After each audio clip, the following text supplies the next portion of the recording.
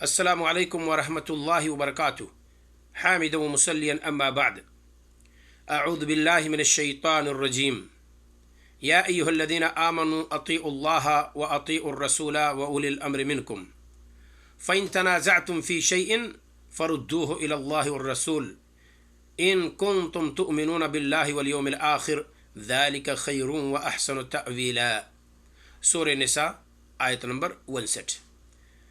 اللہ رب العالمین نے اس آیت میں اپنی اطاعت، رسول کی اطاعت اور با اختیار لوگوں یعنی ولی امر کی اطاعت کا تذکرہ فرمایا ہے۔ ذرا دیکھیے اس آیت کا ہم ترجمہ پہلے کر لیتے ہیں۔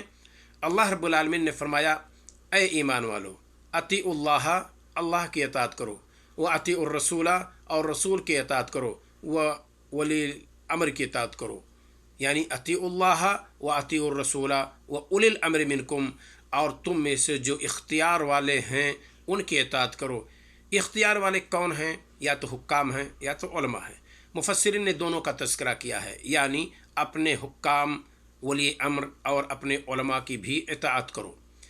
اللہ رب العالمین نے اس کے بعد فرمایا، اگر تم کسی مسئلے میں جھگڑ پڑو، فَإِن تَنَازَعْتُمْ فِي شَيْءٍ، کسی بھی مسئلے میں، فَرُدُّوهُ إِلَى اللَّهِ وَالرَّسُولِ، تو واپس صرف لوٹانا ہوگا صرف اللہ کی طرف اور رسول کی طرف۔ ان کنتم تؤمنون باللہ والیوم الآخر، اگر تم ایمان رکھتے ہو اللہ پر اور اگر تم ایمان رکھتے ہو آخرت کے دن پر۔ ذالک خیر، یہ بہتر ہے، واحسن تاویلا، اور اچھا ہے انجام کے اعتبار سے۔ یہ اللہ رب العالمین نے اس آیت کے اندر فرمایا ہے۔ ذرا غور کیجئے، اللہ کی اطاعت، اطیعوا اللہ واطیعوا الرسول، اللہ تعالیٰ نے اپنے اطاعت کے ساتھ لفظ اطیعوا کا تذکرہ کیا، نبی صلی اللہ علیہ وسلم کی اطاعت کے ساتھ لفظ اطیعوا کا تذکرہ کیا۔ ولی امر کے ساتھ اللہ تعالیٰ نے لفظ اطیعوا کا تذکرہ نہیں کیا ہے۔ کیوں؟ کیونکہ اللہ کی اطاعت مستقل ہے، رسول کی اطاعت مستقل ہے، ولی امر کی اطاعت اللہ اور اس کے رسول کی اطاعت کے تابع ہے۔ کیا مطلب؟ یعنی اگر ولی امر خواہ و حکام ہوں، مسلمانوں کے عمرا ہوں، خلفاء ہوں، یا یہ کہ علماء ہوں، اگر ان کا یہ حکم کتاب و سنت کے تابع ہے تو وہ لائق اتباع ہے، اور اگر ان کا حکم کتاب و سنت کے تابع نہیں ہے تو لا طاعۃ لمخلوق فی معصیۃ الخالق۔ رسول اکرم صلی اللہ علیہ وسلم نے فرمایا کہ جہاں خالق کی نافرمانی ہو وہاں مخلوق میں سے کسی کی اطاعت نہیں کی جائے گی۔ اس آیت سے کچھ چیزوں کا پتہ چلتا ہے۔ نمبر 1، اللہ کی اطاعت ہمارے لیے اور آپ کے لیے ضروری ہے، اسی طریقے سے رسول کی اطاعت بھی ہمارے لیے اور آپ کے لیے ضروری ہے۔ ولی امر کی اطاعت جب کتاب و سنت کے تابع ہو، کتاب و سنت کے مطابق ہو، تو ہمارے لیے آپ کے لیے ضروری ہے۔ علماء کا فتویٰ بھی جب کتاب و سنت کے مطابق ہو تو ہمارے لیے اور آپ کے لیے اس کا لینا ضروری ہے۔ اسی طریقے سے ولی امر جو ہے، مسلمانوں کا امیر جو ہے، مسلمانوں کا خلیفہ جو ہے، اس کی بھی اطاعت ہمارے لیے اور آپ کے لیے ضروری ہے، کیونکہ امیر کی جس نے اطاعت کی اس نے رسول کی اطاعت کی، اور جس نے رسول کی اطاعت کی اس نے اللہ کی اطاعت کی۔ یہ ایک حدیث میں ہمارے نبی صلی اللہ علیہ وسلم نے واضح فرمایا ہے۔ لہذا ولی امر کی اطاعت ہمارے لیے اور آپ کے لیے ضروری ہے۔ تو ایک تو اللہ رب العالمین نے اس کا ہمیں اور آپ کو حکم دیا، اور بوقت اختلاف اللہ تعالیٰ نے کہا الی اللہ والرسول، تو اسے ہمیں اور آپ کو اللہ اس کے رسول کے پاس لے جانا ہے۔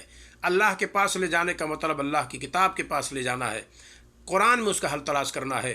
رسول کے پاس لے جانے کا مطلب عبداللہ ابن عباس رضی اللہ تعالیٰ عنہ کہتے ہیں، رسول صلی اللہ علیہ وسلم کی زندگی میں آپ کی ذات کی طرف لے جانا تھا، اور رسول صلی اللہ علیہ وسلم کے چلے جانے کے بعد آپ کی سنت کی طرف ہمیں اور آپ کو واپس کرنا ہے۔ اس مسئلے کا حل، اس اختلاف کا حل قرآن اور حدیث میں تلاش کرنا ہے۔